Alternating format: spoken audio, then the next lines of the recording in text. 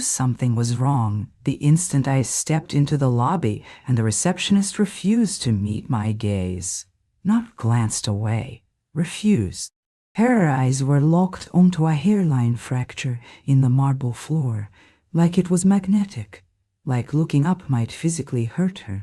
I hadn't even put my purse down when my phone buzzed. Outlook notification, urgent performance review. 9:15 AM, conference room 4. Subject line in all caps. No body text, no sender. Cute. Let me frame this properly. I had just closed 12 consecutive quarters of growth. 12. We finalized the Hastings account 3 weeks earlier.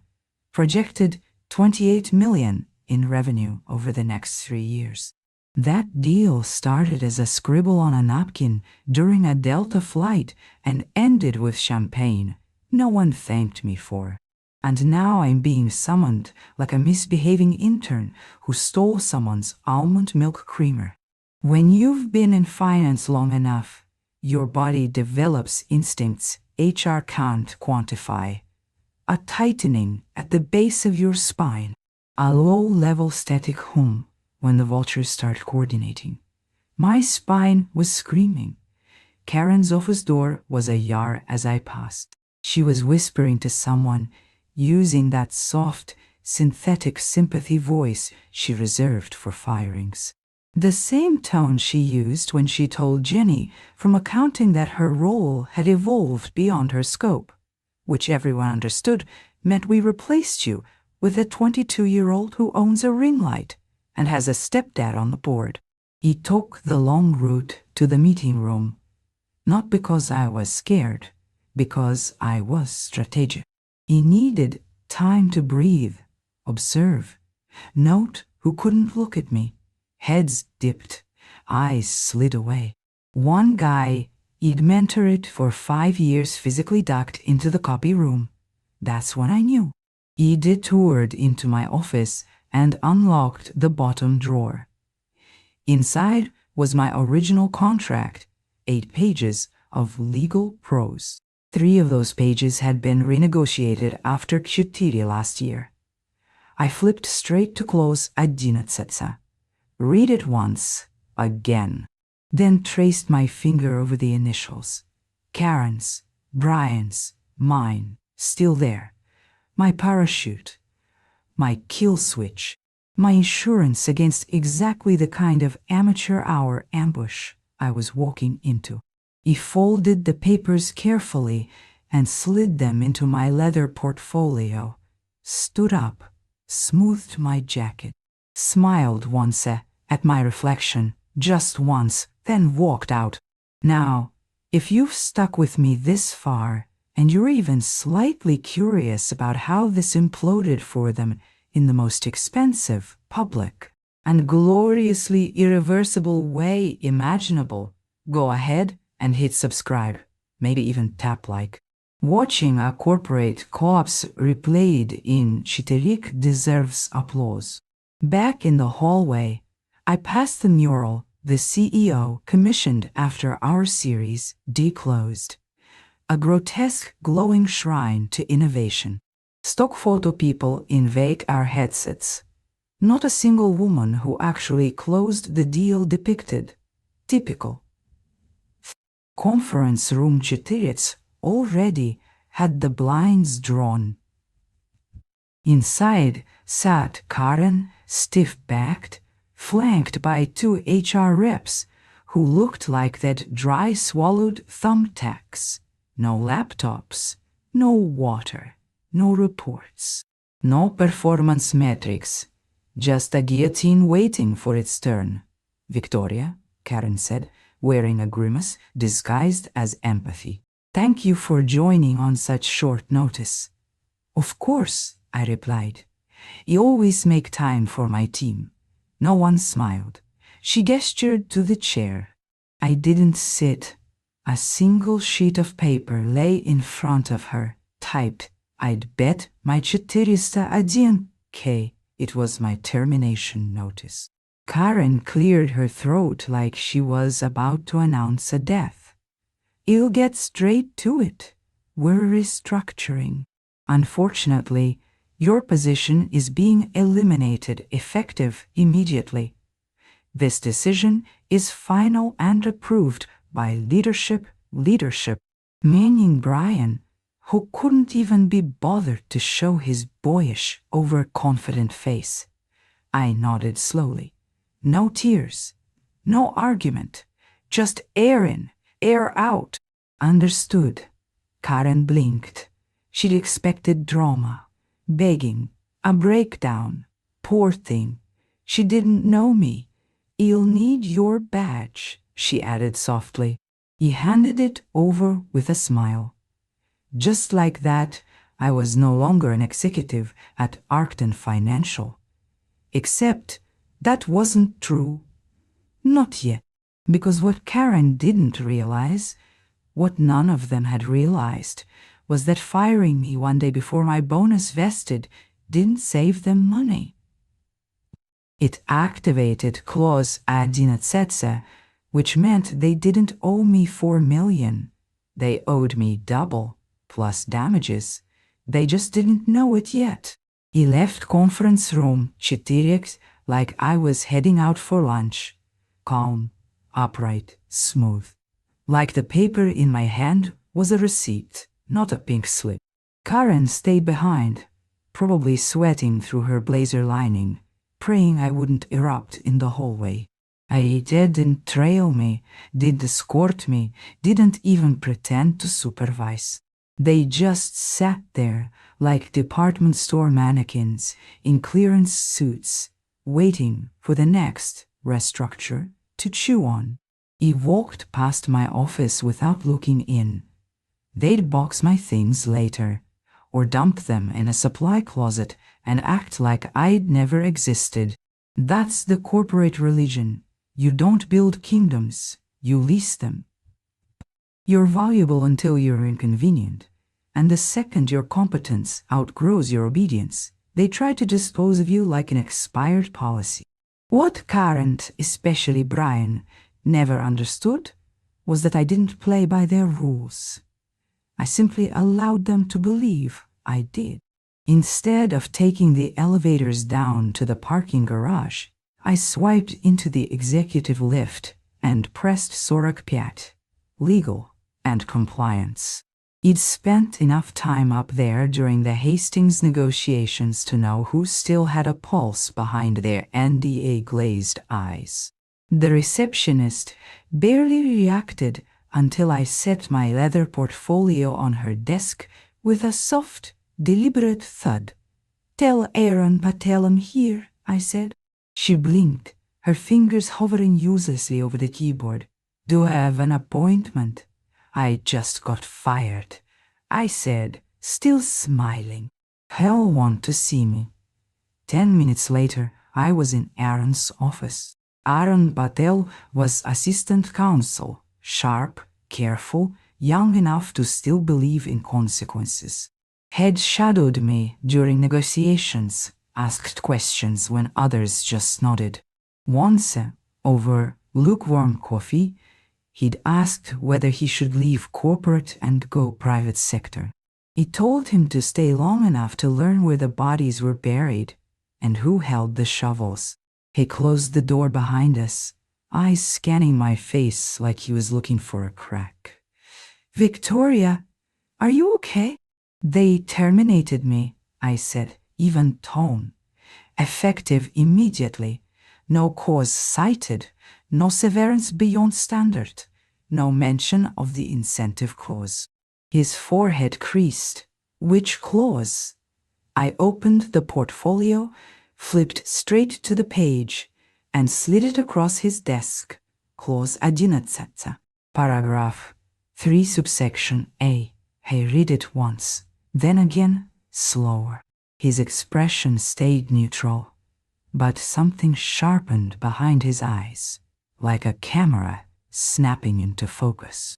"Did you add this during your Kshatriya renegotiation?" "They initialed every page," I said. "Brian even asked what the multiplier meant.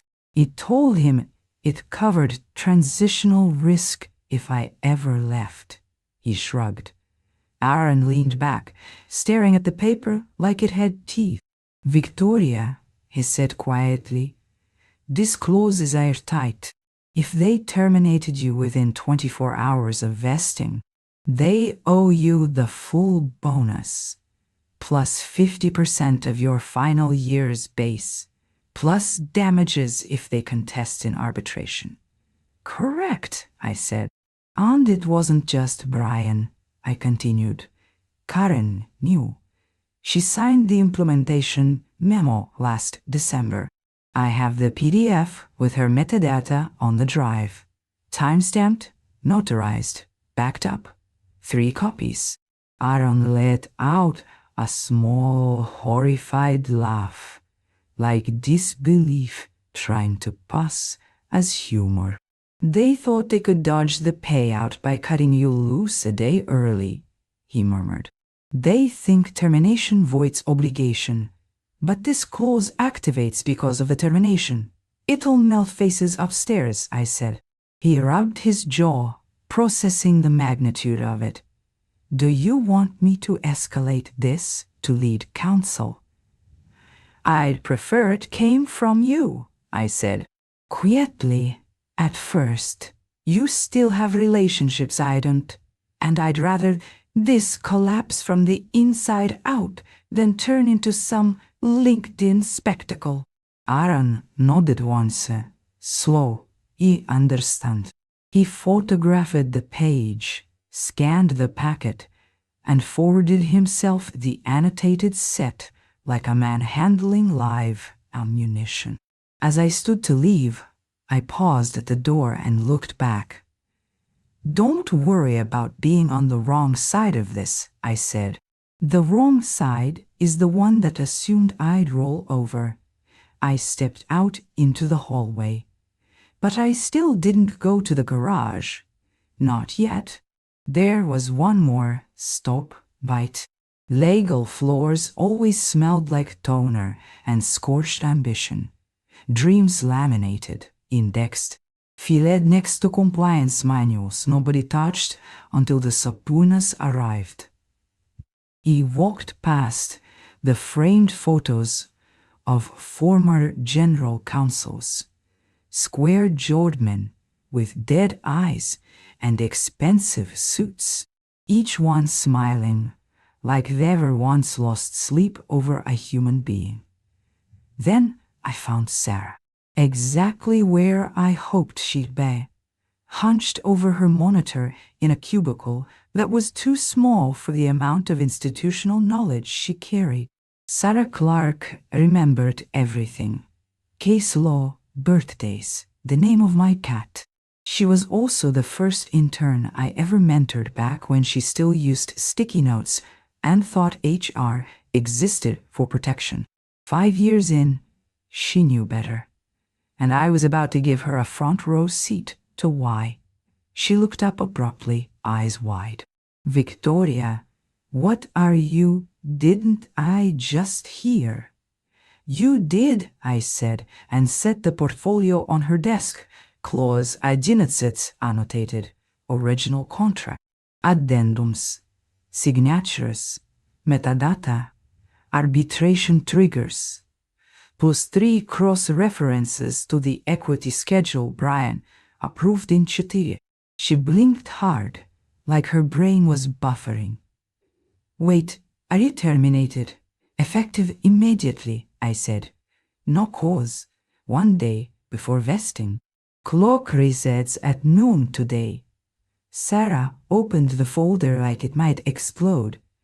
Did Karen sign off on this? She did, I said. Page 6 of the implementation memo. DocuSign from her iPad. Timestamps embedded. Her mouth parted. Jesus. Clause activates upon involuntary termination without cause within 24 hours of any major equity event, I said evenly, including scheduled vesting. Sarah flipped a page, eyes tracking fast. Then she stopped, read a paragraph again, then again, slower. Her lips moved silently, like the words were too brutal to say out loud. This close. Yes, I said. Accelerated payout. 2 times equity value. Base. Benefits continuation. Indemnity provisions if they try to stonewall.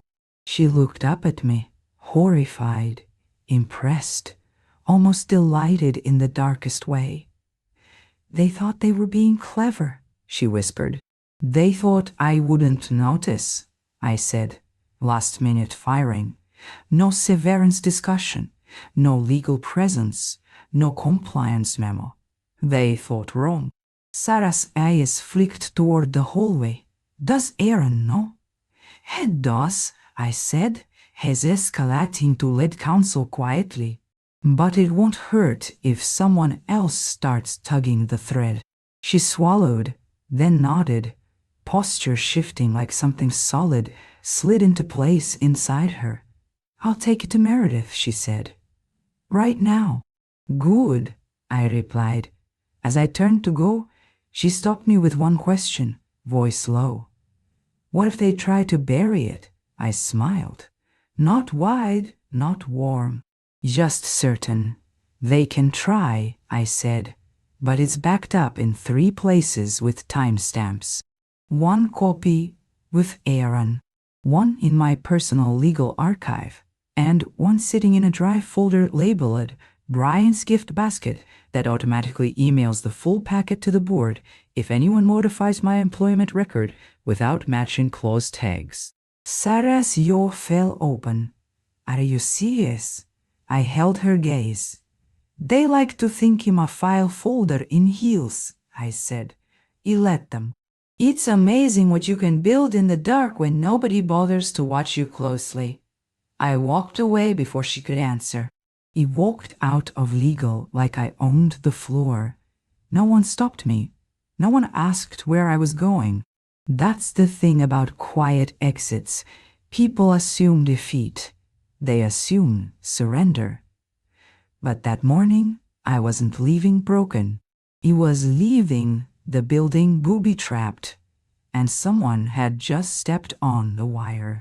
Karen burst into the HR war room like she was auditioning for a panic disorder, red-faced, rapid blinking, already sweating through the silk lining of her blazer.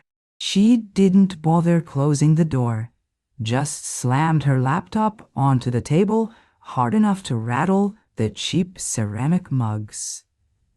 We need documentation now.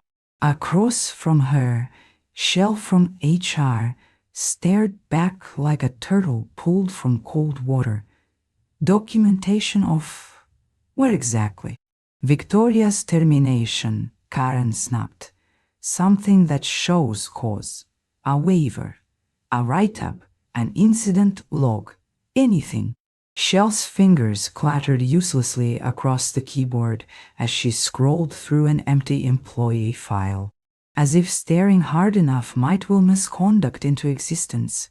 Karen, she said carefully, she's never had so much as a verbal coaching note. No warnings, no peep, nothing. She's spotless. Karen threw her hands into the air. There has to be something. She walked out too calm, way too calm, way too calm. She's building a case. Downstairs in compliance, the alarm had already begun ringing quietly, politely, the way disasters always do at first. Sarah had handed the folder to Meredith Lowe, lead counsel to the board. Meredith read the first page, then the second. By page 3, the color drained from her face like someone had pulled a plug. She didn't raise her voice, didn't ask for clarification. She simply turned and requested an immediate, discreet review of Victoria Owen's employment history, contract amendments, and compensation triggers. urgent, confidential. Back in HR, Karen was dialing extensions like her livelihood depended on it, because it did. Jerry, it's Karen. You need every email tied to Victoria's Kchitiria renegotiation, contracts, approvals, equity schedules, everything. Pause. What do you mean it's archived? Then unarchive it. At the same moment I was upstairs, packing my office, not frantically, not angrily, not even sadly, methodically, like a surgeon cleaning instruments after a successful operation. I unplugged my docking station, folded sweaters with geometric precision, slid my old Rolodex. Yes, I still had one. Into my leather tote like a relic from a time when people remembered names without sheer AM software. He paused at the photo on my desk. Me and my mother, 10 years earlier, clinking cheap champagne glasses the day I accepted the Arcton offer. "Be so good they have to notice," she'd said. They noticed, just too late.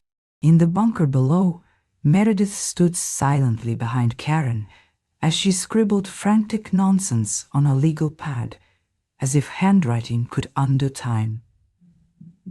"Karen," Meredith said.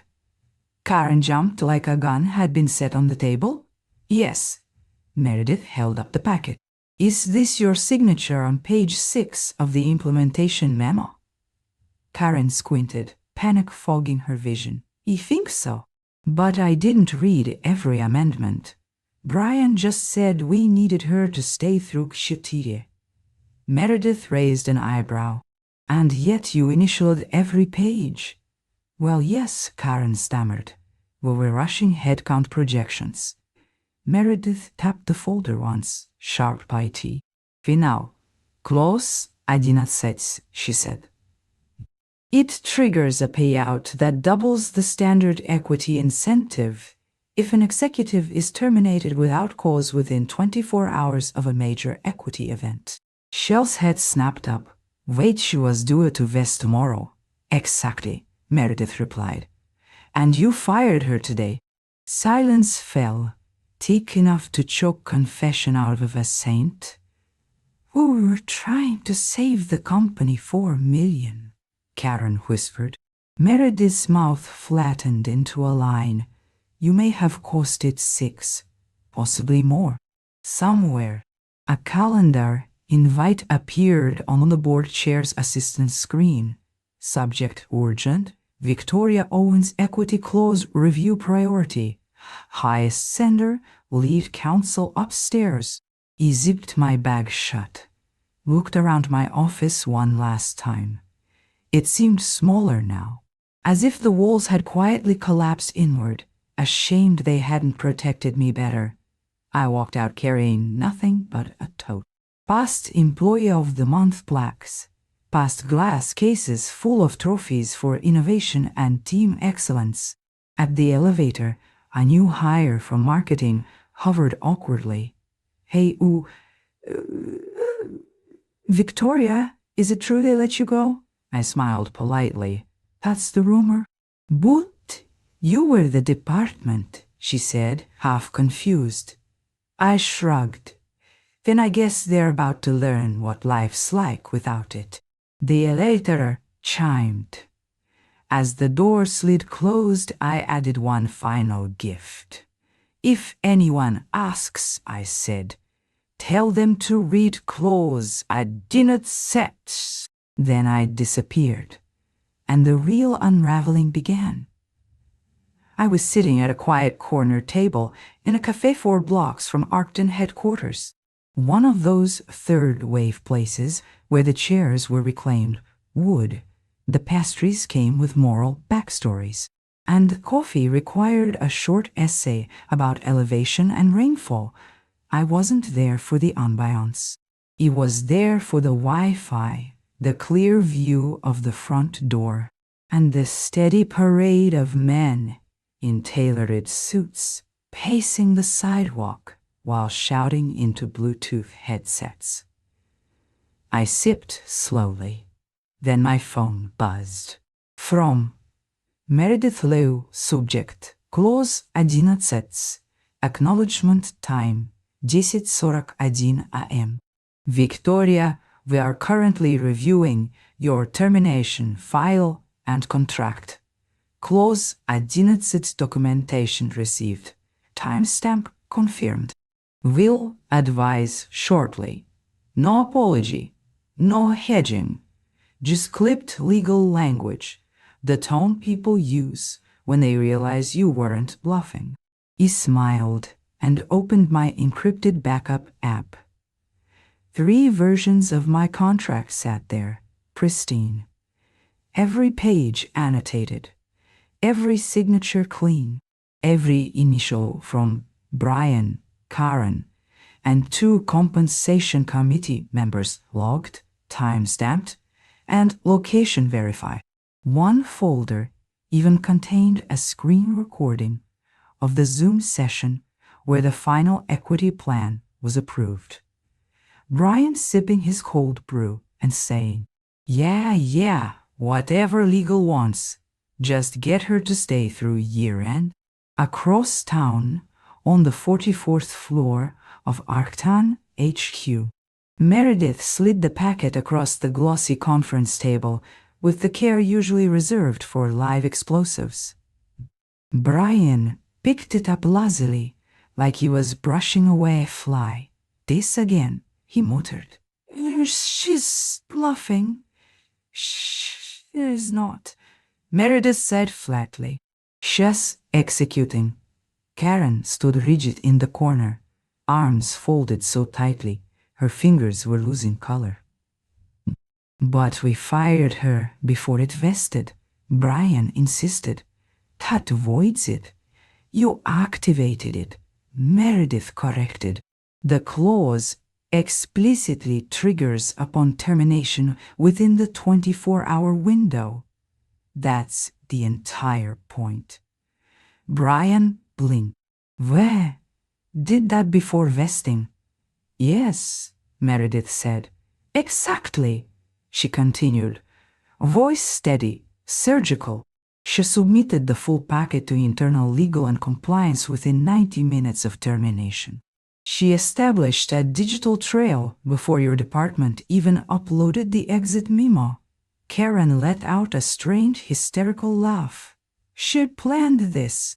Meredith turned to her. She planned not to be robbed. There's a difference. Back at the cafe, I leaned into my chair. That familiar electric calm settled in. The moment right before the world admits you were correct. My phone buzzed again. From Clark subject. Fee, clause, circulating time. 11:07 a.m. Meredith forwarded your file to Compensation Committee and External Counsel. Things moving fast. Not everyone happy. Stay alert. He replied with one line. Understood. Let me know if anyone attempts retroactive edits. I have version history on everything. Then I closed my email, opened a crossword app, and worked on a 7-letter clue for poetic justice. Inside Arcton, Brian was pacing. So what's the damage? He demanded. Meredith flipped through her notes. Standard payout was $4 million. Clause 11 applies, a multiplier based on unvested equity, plus penalties for termination without cause, plus damages if she elects arbitration. Ballpark, he snapped. 6.5, Meredith said, assuming she doesn't push further. Brian rounded on Karen. You said this would save us money. Karen's voice barely registered. It was supposed to.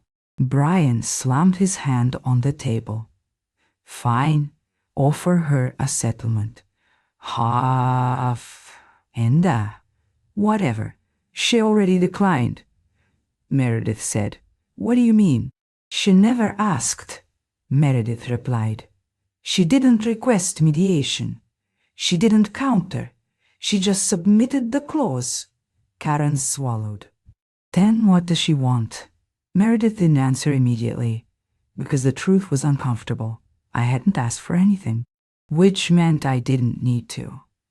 The door to the executive conference room slammed shut like a coffin lid. The temperature in the executive suite dropped the moment the door closed. Not from air conditioning.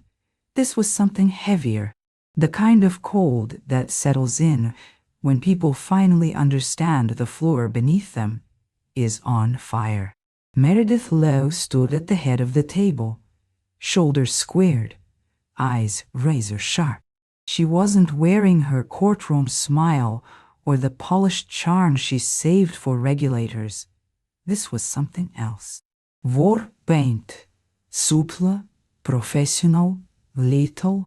Brian sat opposite her, arms crossed, jaw locked, the posture of a man who still believed confidence could substitute for preparation. Karen sat to his left, trembling, her legal pad blank, except for the word defensible written 5 times in increasingly frantic handwriting. The CFO looked like he hadn't slept. The head of HR stared into nothing, quietly reconsidering every career decision she'd ever made. Meredith placed the packet on the table like a gavel. "You've all read Clause 11, she began. "But I'm going to read it aloud one last time, so there is no confusion about what has happened. She didn't wait for permission. In the event of involuntary or constructive termination within 24 hours preceding a scheduled equity vesting event, the subject shall be entitled to full equity acceleration, compensation equivalent to 1.5 times base salary, and associated damages under the approved incentive plan. Employer wives arbitration at the employee's sole discretion." She closed the folder, removed her glasses, and turned to Brian. "Brian," she said quietly, "please tell me you paid her." He blinked. "Excuse me?" "Tell me," Meredith repeated, standing straighter, "that the bonus was issued before the termination was processed." Brian shifted. "We terminated her before it vested. That was the point." The room went silent. "Jesus Christ," Meredith whispered. He lifted his hands defensively. "If we fire her before vesting, we don't owe it. Everyone knows that." "No," Meredith snapped. "That's how you think it works." That clause was written to prevent exactly that maneuver. The CFO finally spoke, voice hollow. "We've already received a notice of intent to collect damages. Her counsel submitted it 2 hours ago, certified, with attachments." Brian scoffed. "So what? We negotiate. Offer half." "No," Meredith said. "You don't negotiate with someone holding a signed detonator." She turned to the CFO. "Tell him." The CFO swallowed. "With equity recalculations and the multiplier, it's not 4 million. It's closer to 6.5. And that's before damages." Karen let out a sound that might have been a sob. Brian stared at the table like it had betrayed him. Meredith continued. "She also submitted the transcript from the Kateri session where you dismissed the clause on record." Brian looked up sharply. "What transcript?" Meredith slid her phone across the table and tapped play. Brian's own voice filled the room. Yeah. Whatever legal wants. Just get her to stay through year-end." No one spoke. "This paper trail," Meredith said softly, "might as well be written in blood." Brian looked around, suddenly aware no one was coming to save him. "So what happens now?" "Somewhat happens now," someone asked. Meredith inhaled slowly. The board reviews the breach. They'll likely authorize full payout. If they determine bad faith, she turned back to Brian, they may hold you personally liable. Karen looked like she was about to vomit. HR quietly began gathering her things. Brian finally found his voice. She planned this. She set us up. Meredith's eyes narrowed. She protected herself. And you walked into every warning she gave you. Silence pressed in again, colder this time. Then the board secretary opened the door, pale. The chair is requesting your presence. Immediately. Meredith gathered the packet and stood. This wasn't a mistake, she said to Brian. It was a master class, and you failed. She walked out without waiting. The wolves weren't howling anymore. They were inside. The call came just after noon. He was sitting alone in the rooftop garden of my condo building, shoes kicked off, legs tucked beneath me, a cup of tea cooling beside my phone. The city stretched out below, glass, cranes, ambition stacked on top of ambition. My phone buzzed once, then again. Unknown number. He knew exactly who it was before I answered. Victoria Owens, I said calmly. Victoria, the voice replied, measured, controlled, but fraying at the edges. This is David Halpern, from the board. I smiled faintly. David had once discreetly offered me a role at a competing firm, complete with enough zeros to make most people reckless. He had always known where the real leverage lived. David, I said, to what do I owe the call? You'll be direct, he said. Did you intend to trigger clause 11? They terminated me, I replied. He ensured there was a record. Silence. Where the clause? He said finally. Your annotations, the timestamps. Frankly, it's one of the cleanest risk shields I've ever seen embedded in an incentive structure. I had good teachers, I said. Some of them on your board. A low chuckle slipped out of him, not amusement. Respect, edged with dread. Brian insists this was an oversight. I'm sure he does. And Karen claims she didn't understand the multiplier. She underlined it, I said, initialed the margin. December 14. Metadata intact. Another pause. He exhaled slowly. Christ, a muffled voice entered the background. Urgent, numbers. Recalculation. David, someone whispered. There's a secondary multiplier tied to equity ratio. He watched a pigeon strut along the railing like it was chairing a meeting. 6.4, the voice said. Possibly more depending on market valuation at termination. David came back on the line. Our CFO just confirmed. Your payout exceeds 6 million.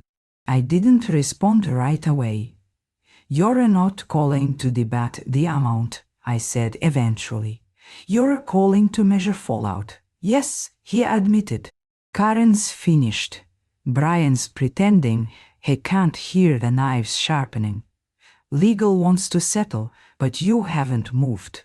No demands, no statement. Why? Because I don't need to, I said. I followed the contract. I wrote the contract. They just forgot I never stopped refining it.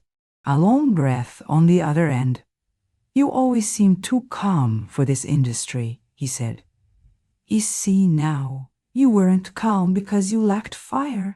You were calm because you knew where every fuse was buried. That's why they hired me, I said, and why firing me was a mistake. Silence again. I assume you'll involve counsel, he said. He already did, I replied, 3 years ago, when I drafted clause 11. Click, pine. He ended the call and leaned back, watching clouds drift past like They had nowhere urgent to be. 6 million had never been the point. The point was precision. They'd built an empire on my spine and assumed they could kick it out from under themselves without consequence. I wasn't angry. I wasn't vindictive. I was exact. The executive suite at Arcton was silent now. No champagne, no bravado. Just a hastily assembled leadership meeting that smelled less like strategy and more like judgment. Brian sat stiff at the head of the table. Karen looked hollow. The CFO was pale. HR avoided eye contact. Meredith was the only one standing. "She's been paid?" Meredith asked. No one answered. "You paid her," she repeated. Brian swallowed. "Not yet." Meredith closed her eyes for half a second. "Then this isn't damage control anymore. This is liability escalation." The CFO cleared his throat. "We've received formal notice. Full documentation. Counsel attached." Brian tried one last defense. "We can still negotiate." "No," Meredith said. "She doesn't need to speak. She just needs to wait." And wait I did. That evening, I stood barefoot on the balcony of an Austin hotel room. City lights flickering like a quiet apology. My phone chimed. Subject. Final settlement agreement amount. $6 586 250 sender. External counsel. On behalf of the board, no press release, no spin. Just a wire confirmation and an NDA I didn't bother opening. Karen resigned to pursue other opportunities. Brian was reassigned to a department that didn't exist. I didn't return their calls. I was busy meeting with a different firm, one that didn't want to own me. They wanted me beside them. Partner track, autonomy, equity, a pen.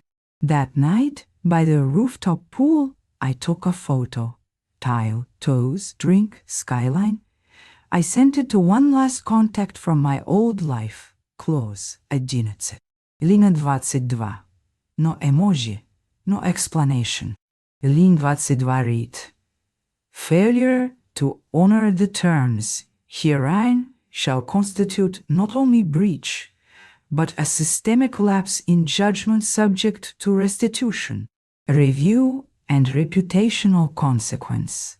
They'd initialed it, all of it. I took a sip of my drink and felt something unfamiliar settle in. Not revenge, no triumph, clarity. I hadn't burned the bridge.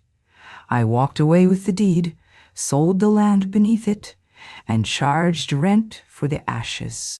And somewhere, very quietly, a lesson was finally learned, far too late and at full price.